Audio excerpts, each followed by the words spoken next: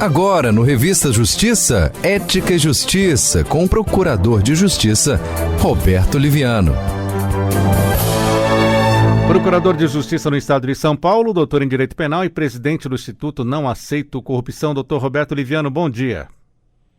Bom dia, Sérgio. Bom dia aos ouvintes que acompanham a Rádio Justiça, ouvintes e internautas. Exatamente, que você, ouvinte, pode acompanhar pelo YouTube. Doutor Roberto Liviano, vários assuntos para tratarmos aqui na Rádio Justiça e temos, por exemplo, esse adiamento do censo do IBGE, que acaba prejudicando políticas sociais e também repasses aos municípios, doutor Roberto? Sem sombra de dúvida, né? A cada 10 anos tem que ser feito o censo, né? E o censo não é uma mera contagem populacional, né? Quando você pensa no censo, obviamente isso gera nas pessoas essa percepção da magnitude populacional dos dados sociais, né? Do ponto de vista geográfico, do tamanho populacional, do tamanho, as dimensões geográficas, tamanho populacional do país. Mas é muito importante que num país continental como o Brasil, né, na sua extensão gigantesca de norte a sul, leste a oeste, se tenha clareza da relevância do censo para justamente o cumprimento de todas as políticas sociais. Nós somos divididos, sempre é importantíssimo lembrar, em 27 unidades da federação e milhares de municípios, né? Então, o repasse das verbas públicas, ele depende de uma quantificação precisa para que haja o repasse exato das verbas públicas, o repasse nos termos da lei. A não termos essa quantificação feita pelo censo periodicamente, gera a perda da qualidade desse repasse, gera o prejuízo no cumprimento das políticas sociais. Ou seja, isso prejudica a sociedade, especialmente, naturalmente, as pessoas que se situam na faixa de maior vulnerabilidade social, as pessoas que dependem de uma maneira mais significativa dos repasses das políticas públicas, de todos os serviços públicos, né? Das pessoas mais pobres. Portanto, a meu ver, essa situação ela acaba contribuindo para o acirramento das desigualdades sociais, que é, a meu ver, o mais grave problema que nós temos. Então, sem os dados do censo, nós não podemos cumprir essa distribuição de recursos imprescindível e tivemos aí um corte dos 2 bilhões destinados ao censo, 1,76 bilhões que foram cortados, e aí nós ficamos às cegas em relação a estas informações. Então, objetivamente, isso prejudica o país em relação a estas informações, em relação a esses repasses, e isso piora nossos indicadores sociais, a distribuição desta riqueza e acaba impactando negativamente para o país. Lembro até que esses números do censo são tão importantes que até políticas para a população autista só foram conseguidas porque o censo mostrou, olha, a população autista é essa. E isso serviu de base para que as entidades pudessem reclamar com o governo, né, doutor Roberto Liviano? Exatamente, você recortou muito bem. É uma verdadeira radiografia social do país, né? Se você não tem, como é que o médico ele pode tratar um doente sem fazer os devidos exames, sem fazer uma radiografia? Agora nós estamos com a crise da pandemia. As pessoas precisam monitorar o nível de oxigenação nos pulmões, né? Quando há sinais de preocupação, elas acabam indo até os hospitais e é necessário fazer uma radiografia dos pulmões para verificar a situação, o estado dos pulmões, para que os médicos possam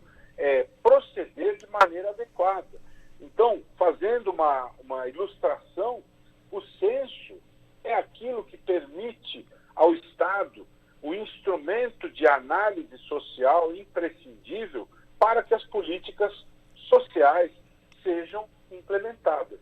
Sem o censo, você está operando manualmente, você está operando por mera intuição, sem ter informações objetivas, seguras, imprescindíveis para a gestão das políticas públicas, o que é absolutamente terrível do ponto de vista da gestão do Estado.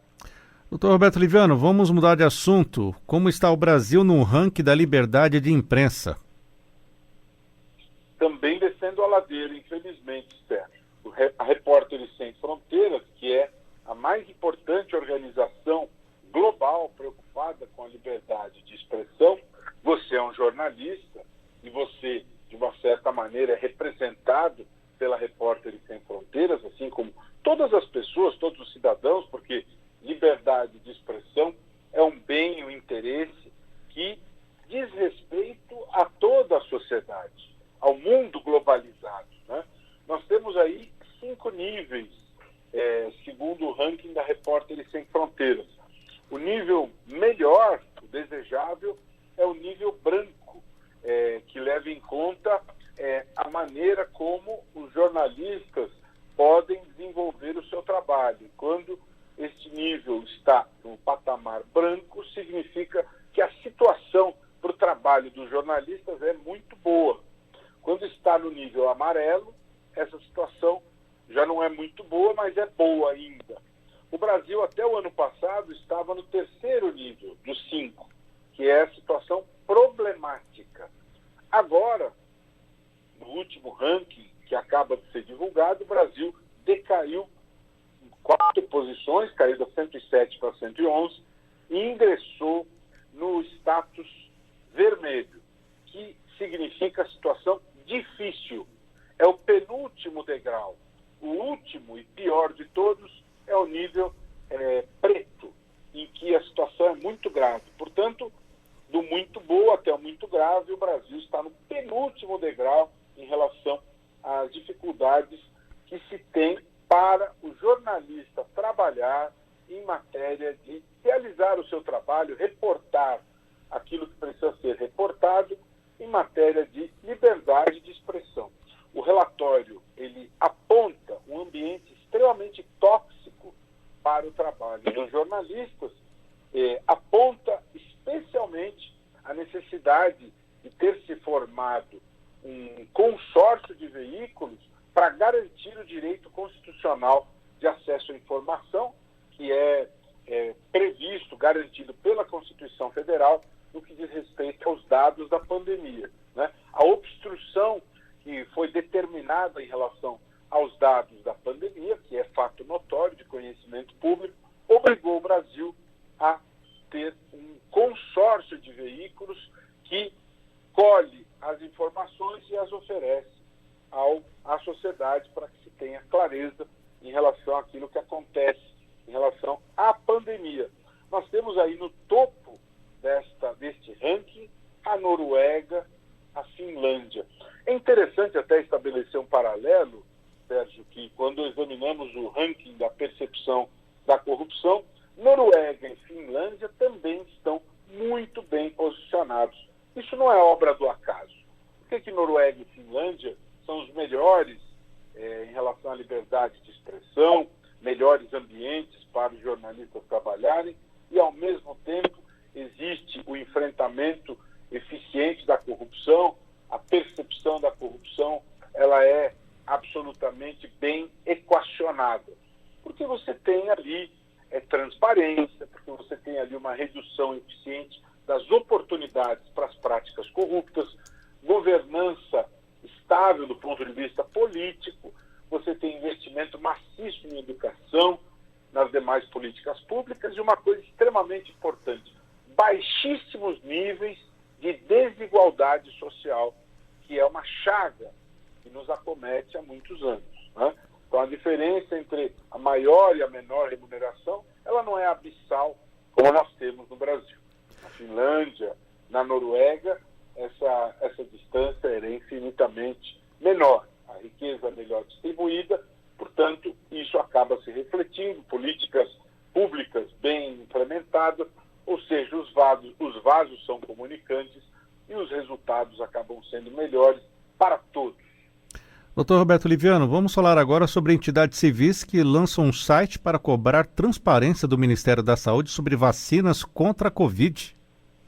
Imprescindível, uma ótima iniciativa que congrega organizações que têm feito um trabalho extraordinário no país, como Open Knowledge, Transparência Brasil e outras, né? A transparência é absolutamente imprescindível e é necessário que se radicalize em relação a ela. Sempre é bom lembrar que o Brasil é signatário do Pacto dos Governos Abertos, que foi estabelecido em setembro de 2011, em setembro completam-se 10 anos, e por força desta celebração, o Brasil se comprometeu a ser exemplo mundial de transparência. Então, este consórcio que se forma visando oferecer transparência em relação às vacinas é uma extraordinária iniciativa e já anuncio o apoio irrestrito do Instituto Não Aceito Corrupção a ela. Vamos divulgar, vamos enaltecer a importância disso para que nós tenhamos total e absoluta transparência em relação às vacinas diante desta emergência sanitária e humanitária que nos acomete e acomete ao mundo. Doutor Roberto Liviano, na semana passada tivemos 2 dias aqui no Supremo Tribunal Federal com audiência a respeito da redução da letalidade policial no Rio de Janeiro. E o Ministério Público do Rio, então, cria um grupo que mira essa redução e até a redução da violência policial? Sem sombra de dúvida, é uma excelente iniciativa. O Ministério Público do Rio hoje tem à frente da Procuradoria-Geral o grande líder institucional, Luciano Matos, né? E eu classifico como uma iniciativa muito positiva, né? Não é desejável, à luz dos conceitos fundamentais de respeito da dignidade humana, que nós tenhamos níveis fora de controle da letalidade policial. Infelizmente, o Rio de Janeiro ele apresenta números sociais muito complicados em relação à violência, em relação à corrupção, a notícias gravíssimas da organização de milícias lá, e essa iniciativa é extremamente importante para que o Ministério Público possa cumprir na plenitude os papéis que lhe foram atribuídos pela Constituição de 88. Não é apenas o exercício da ação penal pública, não, mas o pleno exercício da atividade investigatória criminal, que já foi reconhecido pelo Supremo Tribunal Federal, zelar pelo respeito à ordem jurídica, pelo regime democrático, pelo respeito aos direitos difusos, coletivos e individuais indisponíveis. Essa missão é de extrema gravidade, de extrema responsabilidade.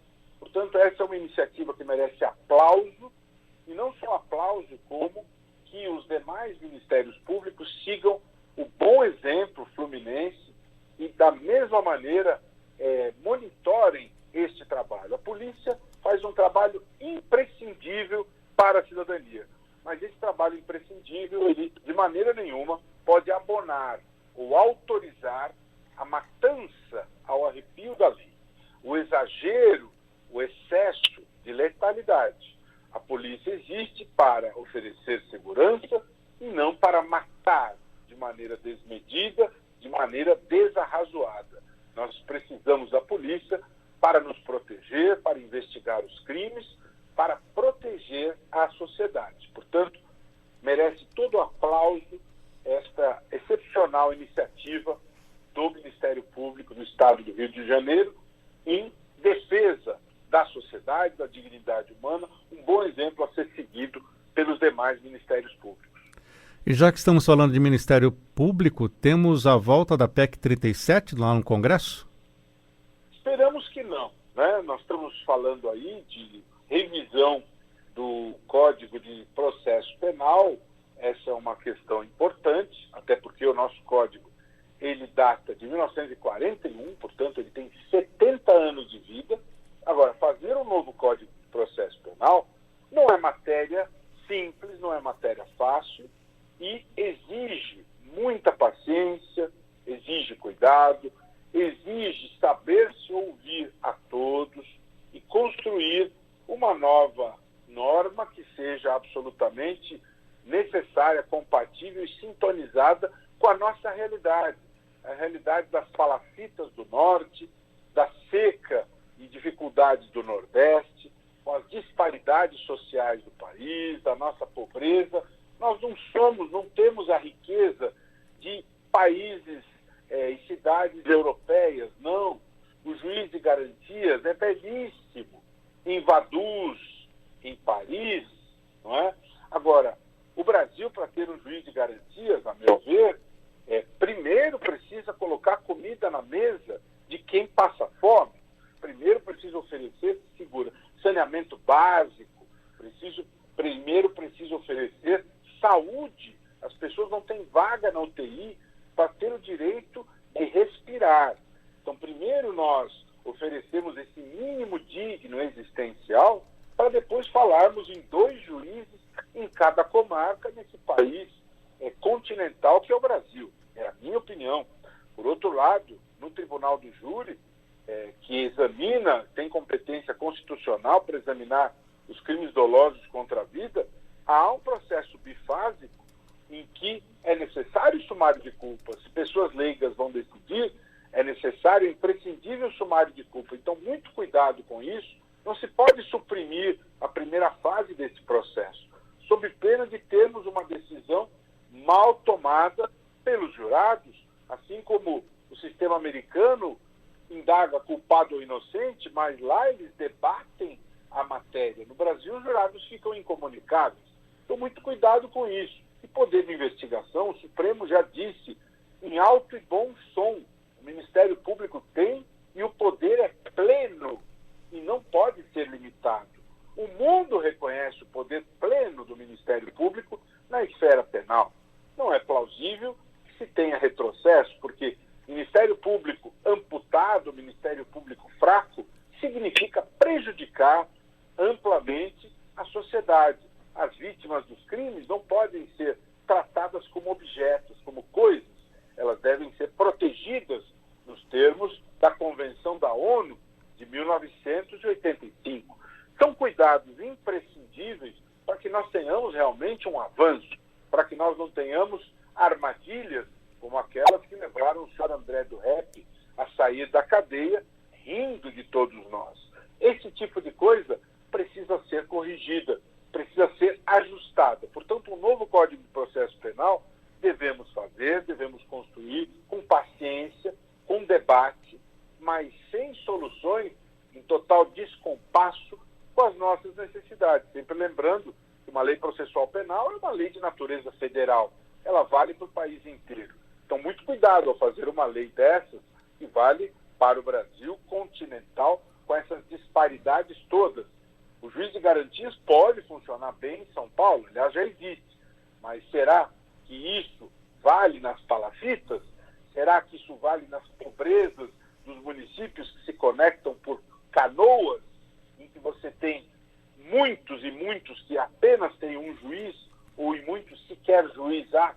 Muita atenção, muito cuidado. Não é sem razão que o Supremo suspendeu a concretização deste dispositivo. E, para fechar, parece um contrassenso, um absurdo, um desrespeito, não admitir a gravação feita com a participação da vítima. Mulheres vítimas de ameaça têm o direito de gravar as ameaças e de terem a sua voz ouvida e respeitada. E acaba de ser aprovada a vedação ao uso dessas provas. O Código de Processo Penal é uma possibilidade de corrigir esta verdadeira aberração. As gravações têm que ser aceitas, sim, quando um dos interlocutores participa da captação da gravação. Muito bem, doutor Roberto Oliviano. Temos live quando no seu canal do Instagram? Quinta-feira, com a Alzira Fernanda, a partir das 19h30, e vamos falar sobre o momento crítico do combate à corrupção. Esperamos todo mundo lá no Roberto Oliviano Oficial nessa próxima quinta. Será um prazer encontrar todo mundo lá. Um forte abraço.